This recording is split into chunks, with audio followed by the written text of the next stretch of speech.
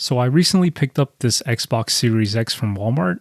It appears the shortage is finally over because I was able to buy it with zero issues, no bots, no scalpers, nothing. This box has the Walmart Plus taping, but I did not actually need a membership to buy it. By now, there are countless unboxing videos out there, so I am just going to open it up. While I do that, I just want to mention that I originally wanted to buy the Series X over the PlayStation 5 for one reason, which I will mention later. It just so happens that I was able to get the PS5 first. People are likely going to ask how they compare, so I will attempt to explain some, but not all differences throughout this video. Along with the console, you will get cables and a controller, which includes Duracell batteries, not the off-brand ones. While the controller does feel nice, I still prefer the PS5 DualSense controller in regards to both the form factor and the adaptive triggers. If you look at my entertainment shelf, you can easily see that I will have no issue getting the Series X to fit, which is a huge advantage over the PS5. There is so much space, I even have the option of standing the console up or laying it down. Looking at the front of the console, the Series X has a controller bind button and a USB Type-A Gen 1 port. The PS5 has a Type-A Gen 2 port, which is capable of higher speeds, as well as a high-speed USB-C port. Looking behind both consoles, each have Ethernet and HDMI 2.1 ports. They both have two additional USB Type-A ports. Only difference being Generation 1 for Series X and Generation 2 for PS5. The Series X comes with 1TB of SSD storage space, whereas the PS5 has 825GB. The Series X has a dedicated storage expansion slot, but is more or less limited to the Seagate NVMe expansion card. And when you only have one manufacturer making this, you are going to pay a pretty penny. The PS5 also has options for internal SSD expansion, but you have a lot more manufacturers to choose from. I have a video here if you want to see how I expanded the storage on my PS5. Setting up the Xbox Series X was easy and straightforward, but it appears you need a phone app, which makes me wonder what happens if you don't have a smartphone. If I recall correctly, setting up a PS5 does not require a phone app. At this point, I installed my games and tweaked some settings.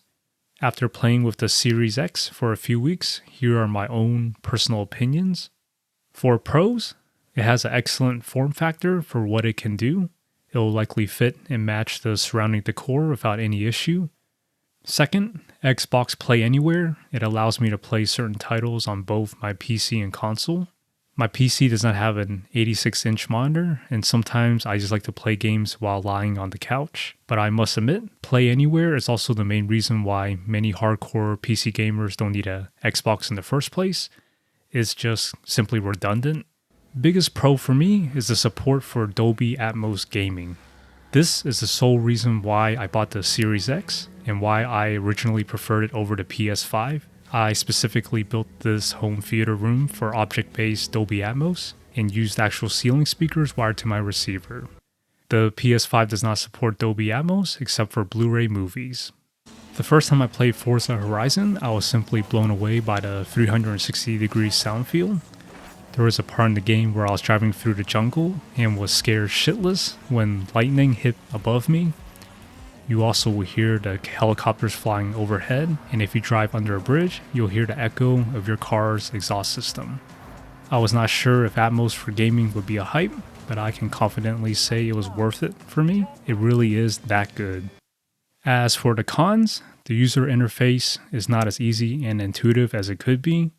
I easily get lost trying to navigate between the different screens and settings.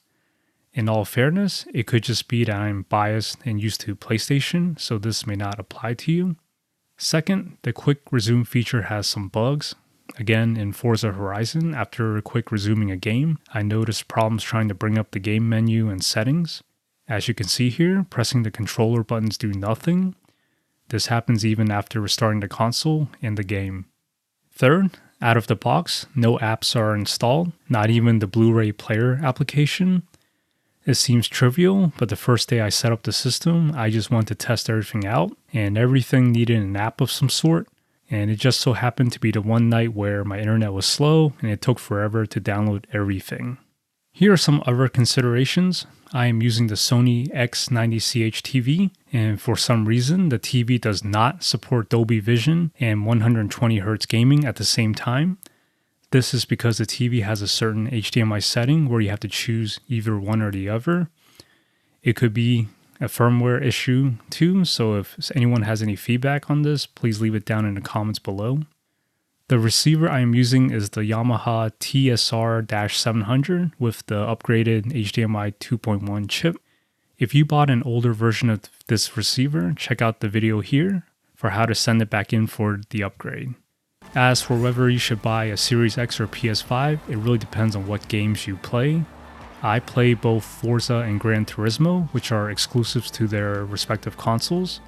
That really is the deciding factor for most people. I don't think many will care about the slower USB ports on the Series X, or the fact that the PS5 console is simply much larger than it needs to be.